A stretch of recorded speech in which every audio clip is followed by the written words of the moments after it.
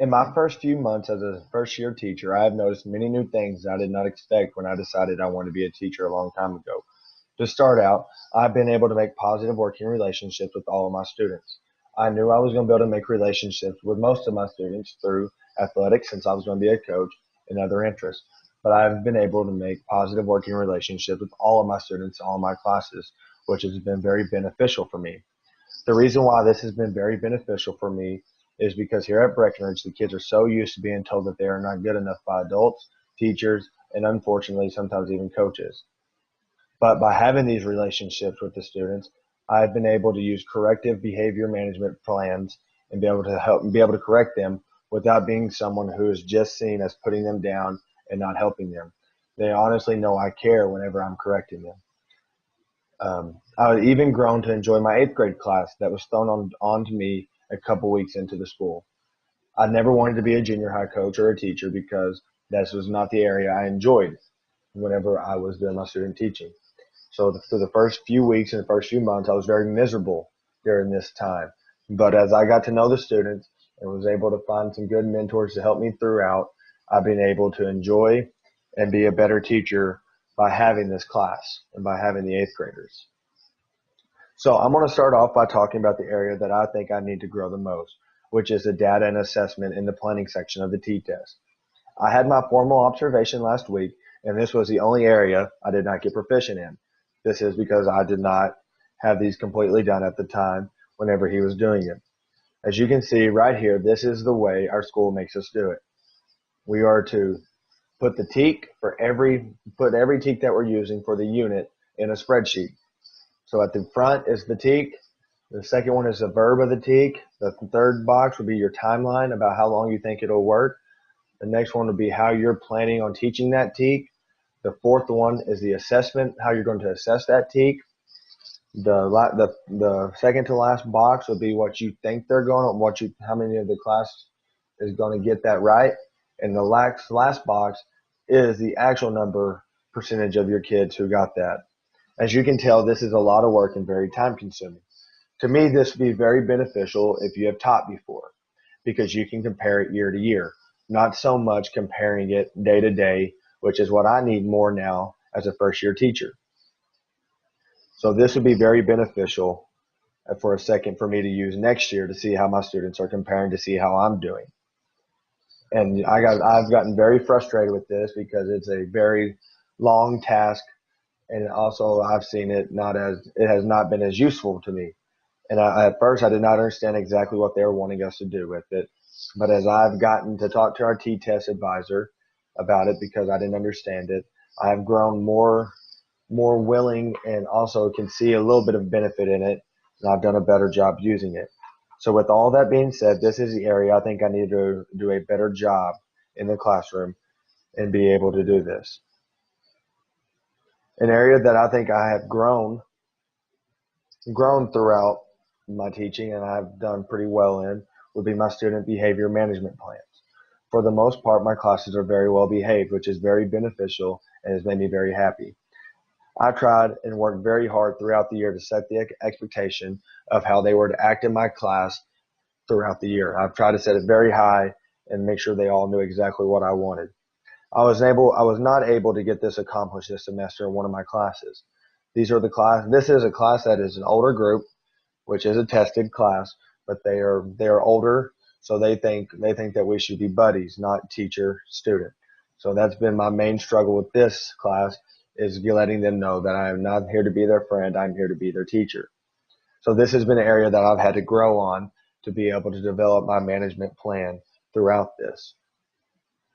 The area that I think I've done the best in is my classroom culture.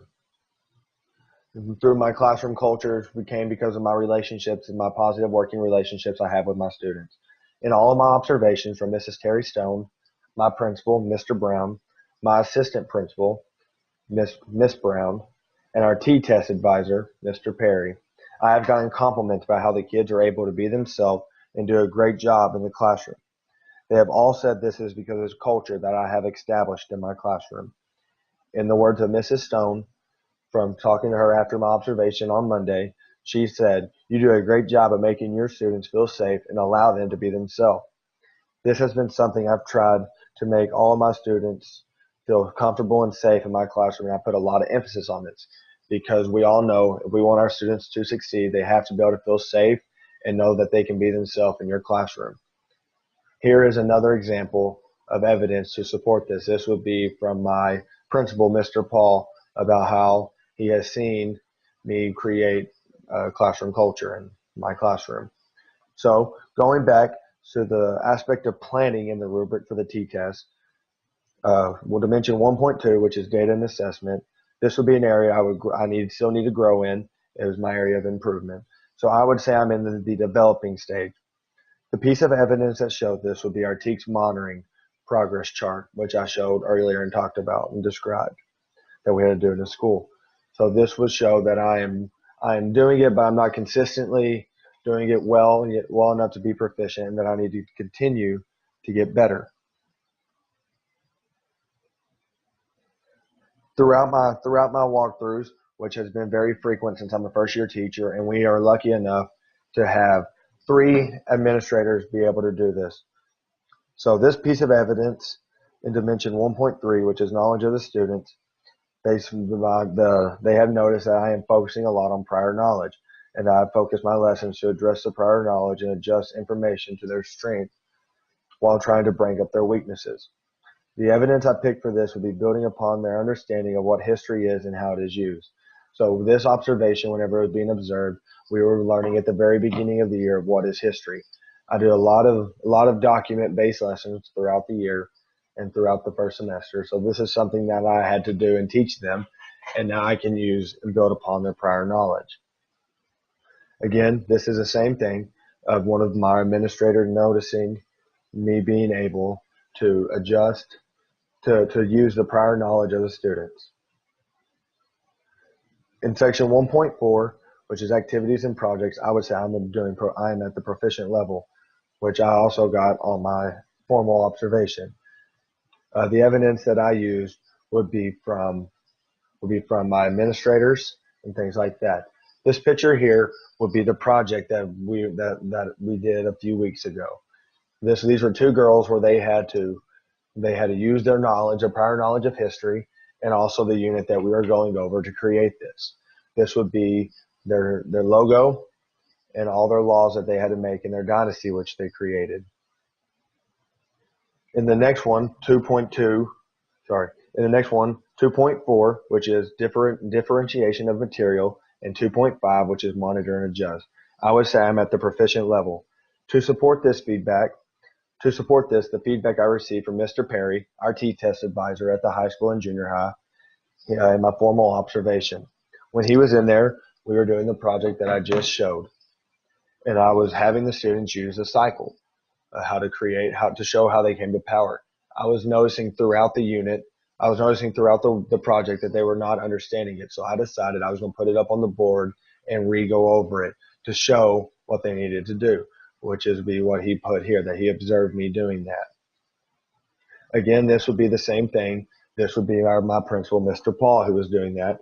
Whenever he observed me, we were doing a PowerPoint lesson that showed multiple videos, had them break up and look at pictures and use readings for me to use to hit each other's learning styles.